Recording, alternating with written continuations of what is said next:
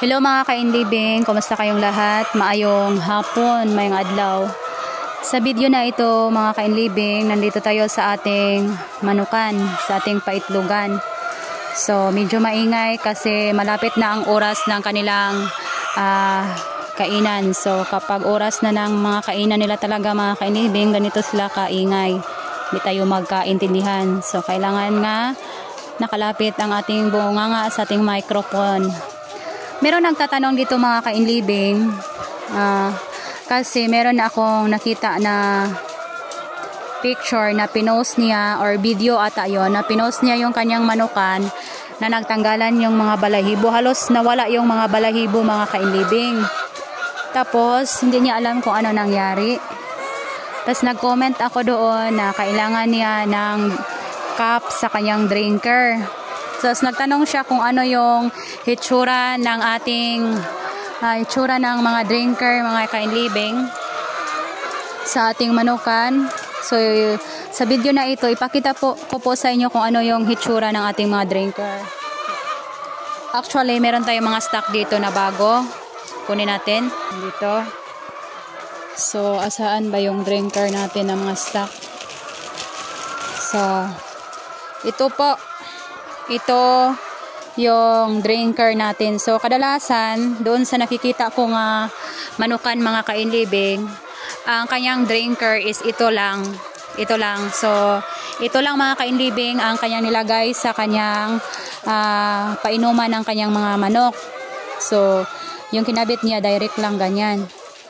So, sa amin mga kainlibing, dito sa aming manukan, meron siyang cup. So, ito yung tinatawag na parang cup mga kainlibing. Kasi kapag tumulo, hindi siya diretso sa ating mga manok.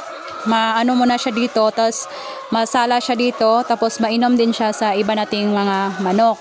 So, hindi mababasa sila mga kainlibing.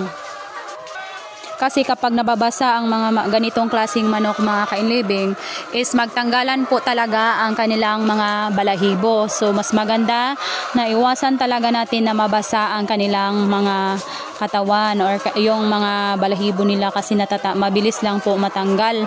Tapos kapag magtanggalan yung kanyang balahibo, ang pangit po kasi tingnan. So mas maganda mga kainlibing, ang advisable ko sa inyo na kailangan gumamit kayo nitong cup drinker man ang tawag siguro nito mga kainlibing, hindi ko talaga alam. So ganito siya kapag naikabit siya sa ating mga manukan. So ito ang sample mga kainlibing, ganyan. So medyo nag-itim na to kaya na-vitamin sila. So ganyan oh. So pag tumulo yan mga kainlibing, nasasalod lang dyan sa ating kuan. Oh, nasalod siya sa drinker. So kapag uminom yung isa dito, pag tumulo, nasalod dito, inumin din ng ibang manok. So, hindi nasasayang mga kainlibing. So, ito yung mga manok natin na kainlibing. Yan. Nagugutom na sila kasi ilang minuto na lang ang oras ng kanilang pagkain. So, yan po ang aking advice mga kainlibing sa mga nagtanong kung ano pong hitsura ng cup drinker. Ito po yung hitsura niyan mga kainlibing. So, mura lang din to. At saka kung bibili kayo sa mga tindahan nito ng mga nagsupply ng poultry farm is tinatanong po kayo mga kainlibing kung drinker lang ba or kasama yung cup. So yan lang mga kainlibing, maraming salamat.